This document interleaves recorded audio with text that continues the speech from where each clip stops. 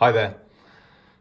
This is a picture of a legendary British comedian by the name of Tony Hancock, who was very famous here in the 1950s and 1960s on BBC radio and then latterly BBC TV.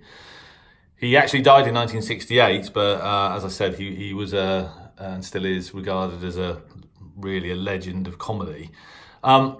Now, I wasn't aware, but this guy in 1961 did a sketch called The Radio Ham, where he had decided to take up the hobby of amateur radio and had bought piles and piles of equipment, valve-based equipment, of course, but had become dissatisfied with the hobby because he couldn't have proper communications and he was playing online chess and what have you.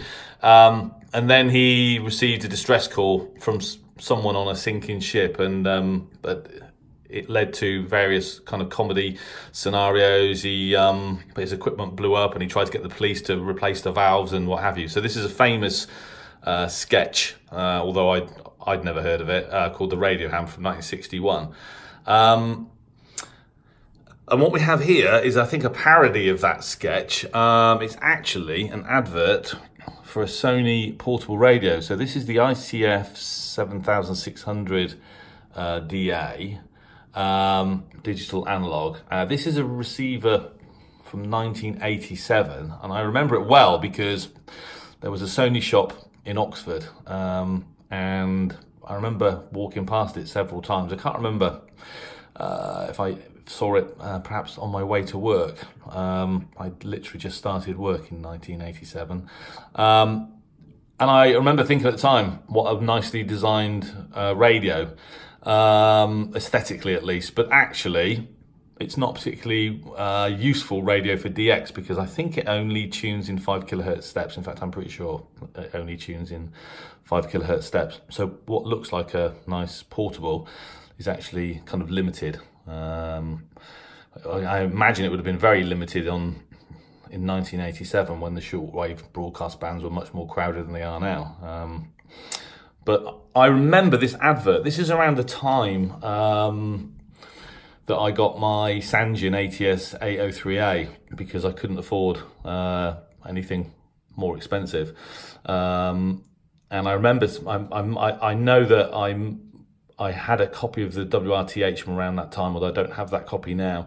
And I must have bought magazines or whatever, because I remember actually seeing this advert, because when you read through it, I remember thinking, my God, that's hilarious. And basically, it's written as if Tony Hancock was actually talking about the Sony radio. You know, he starts off by saying, "Hello, what's this then? The new Sony shortwave radio." Not exactly imposing, is it? And that's a reference back to his sketch with his piles of valve equipment from the sketch. What happened to all the knobs and dials, serried ranks of valves throbbing into the night, dirty great drums of copper wire humming away like there's no tomorrow. It hasn't even got a cat's whisker. And then he goes on to say, "Oh well, better have another look. Better have a look at the old instruction book, the Sony computerized world band receiver." There's never a computer in there. I mean, bearing in mind that back in the 1960s, a computer was a room full of stuff. What else has it got? Dual display panel. Yes, get on with it. Oh, a 15 station memory, which in 1987 presumably was pretty impressive. Wonder if it remembers where I left my mother of pearl cufflinks. Now then, first switch on. Oh, very droll, I'm sure. Time for a fag while it warms up. Again, a direct reference back to the old valve sets. Hello, it's going already.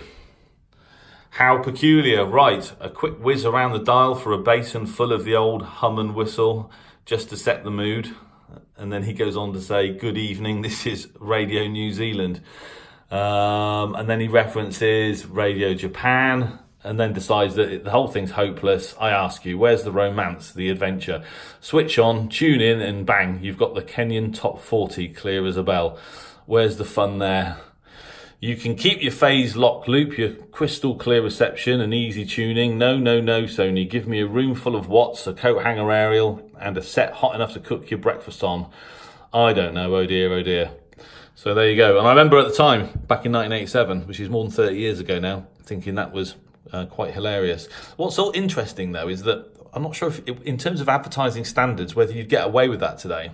Describing a shortwave portable set where you can listen to the Kenyan Top 40 clear as a bell. You probably wouldn't get away with that today, but nevertheless, it was a favourite advert of mine when I first saw it 30 years ago. And the reason I've got this copy is because I was browsing through the online PDF files of Shortwave magazine a week or so ago, and I came across this, and I remembered it immediately, and I thought I'm going to share that with my subscribers on YouTube because I think it's hilarious.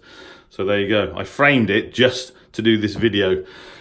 So a little bit of shortwave radio history there, and I'm probably going to keep it and put it on the wall. So I hope you found that interesting. Thanks very much.